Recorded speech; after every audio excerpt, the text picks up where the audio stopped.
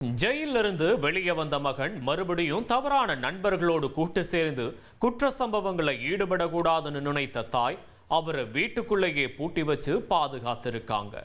ஆனா அந்த பூட்டை உடைச்சு பட்டாக்கத்தியால வெறியாட்டம் ஆடி இருக்கு ஒரு கொலை கும்பல்.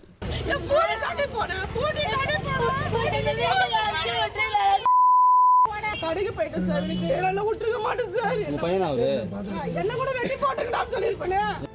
என் மகனை அடையாளம் தெரியாத மாதிரி கொன்னுட்டாங்களே என்கிற அந்த தாயின் கதறல் சப்தம் அப்பகுதியினரின் உறக்கத்தை துளைத்திருந்தது. எனக்கு அடையாளமே தெரியாம பண்ணிட்டாங்க அம்மா. என்ன விட்டுருக்க மாட்டேன் சார். என்ன கூட வெட்டி போட்டுக்கிட்டான்னு சொல்லியிருப்பேன்.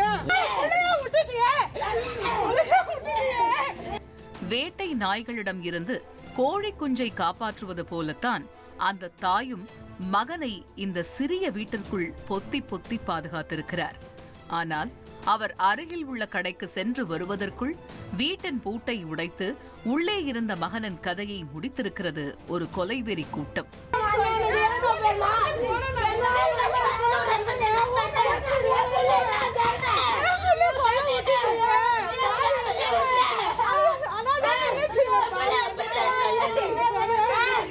அந்த சிறிய வீட்டின் தரை முழுவதும் ரத்தம் வழிந்தோடி இருந்தது காண்போரை அதிர வைத்தது. தம்பி எதுக்கு விட்டு போன? தம்பி எதுக்கு விட்டு போவ? தனியா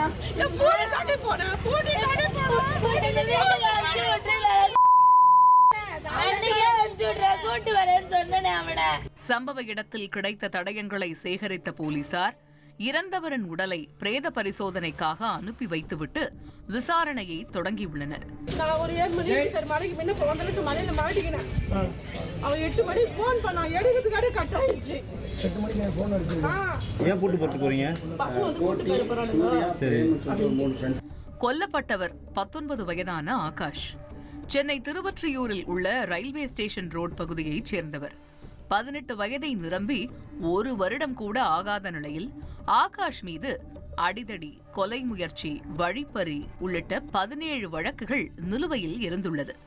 கடைசியாக அவர் ஒரு குற்ற வழக்கில் ஈடுபட்டபோது அவரை காவல்துறையினர் விரட்டிச் சென்று பிடிக்க முயன்றிருக்கிறார்கள்.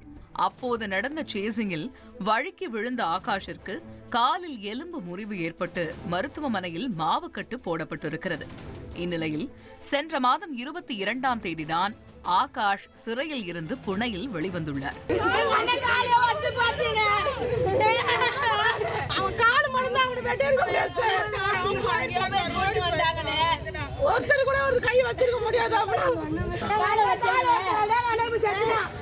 மகனின் உயிருக்கே அச்சுறுத்தல் இருப்பதாக விஷயம் அறிந்தவர்கள் ஆகாஷின் தாய் ஜெயாவை எச்சரித்துள்ளனர்.